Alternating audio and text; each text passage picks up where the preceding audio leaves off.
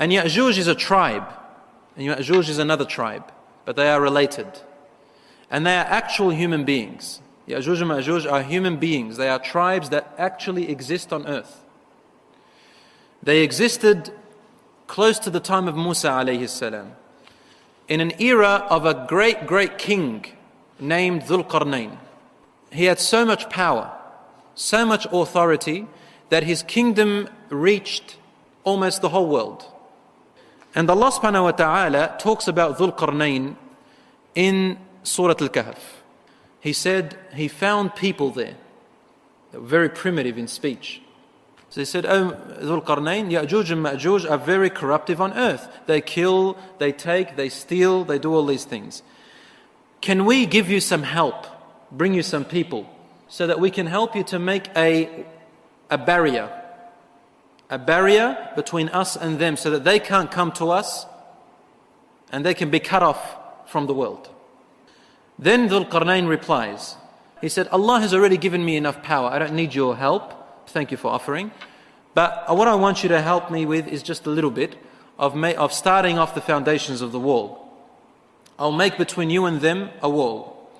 So the whole idea here, Allah is telling us that He built a wall or a barrier or a dam, something that was so strong, so impermeable, that nothing can reach and nothing can come, nothing can break it down anymore. No climate, no people, no weaponry, nothing. And when Dhul Qarnayn looked at the people, they looked at this wall and they said, "Wow, this is a very strong wall." And Dhul Qarnayn wanted to teach them a lesson finally. He said, قَالَ هَذَا رَحْمَةٌ مِّن رَبِّي. This is a mercy from your Lord for now. But when the promise of my Lord has arrived, Allah has decreed something that's going to happen. Allah will make this wall destroyed. He will destroy it. Dakka, meaning it will be level with the ground. The promise of my Lord is truly going to come, no doubt.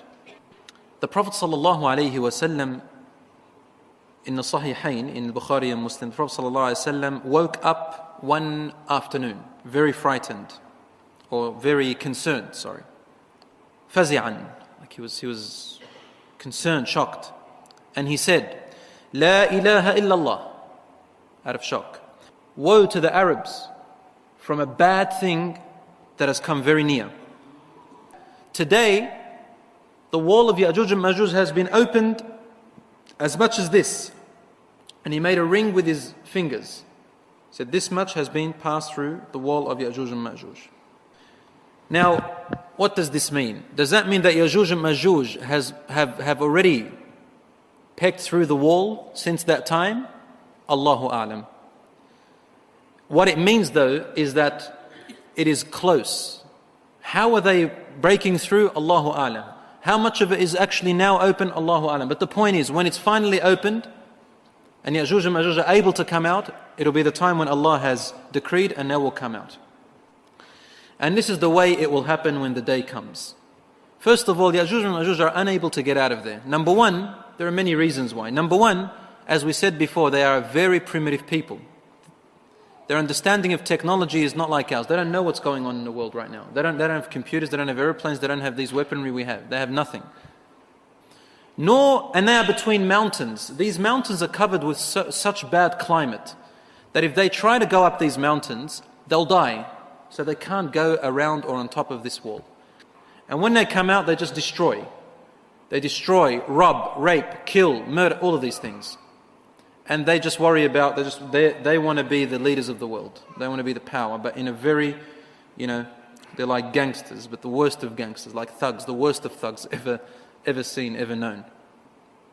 The Prophet ﷺ tells us, these Ya'juj and Ma'juj will come out in a time where Isa alayhi salam has already descended. Isa alayhi salam will be among us.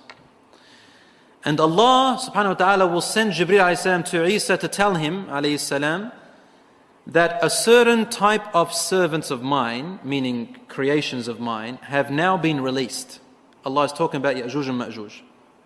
So take my servants, meaning take the Muslims, O Isa alayhi salam, take them to the mountains and hide. You will not be able to beat them. They are too many.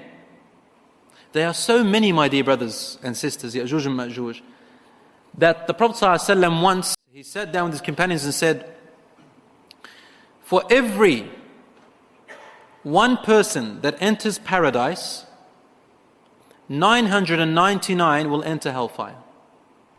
That's frightening.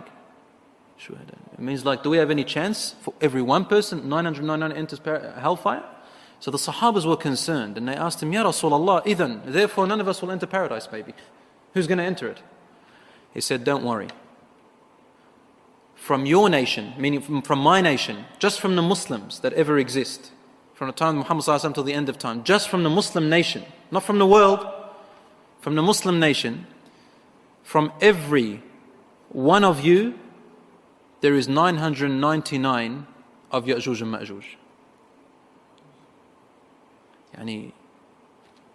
They are 999 folds more than the nation of Muhammad ﷺ that exists. So if we are, now let's say 1 billion or just over 1 billion, how many would that make Ya'juj and Ma'juj currently in population? Okay, you need good mathematicians to calculate that. So they are a large amount. Let's listen to the remainder of the hadith. And he says, sallallahu alayhi wa sallam, فَيَمُرُّ أُولَٰئِكَ عَلَى بُحَيْرَةِ طَبَرِيَّةِ. They will pass by the ocean or the sea of Tabariyah. It is close to Asham, to Syria, Buhayrat Tabariyah, and where Jordan is in Syria, in that area.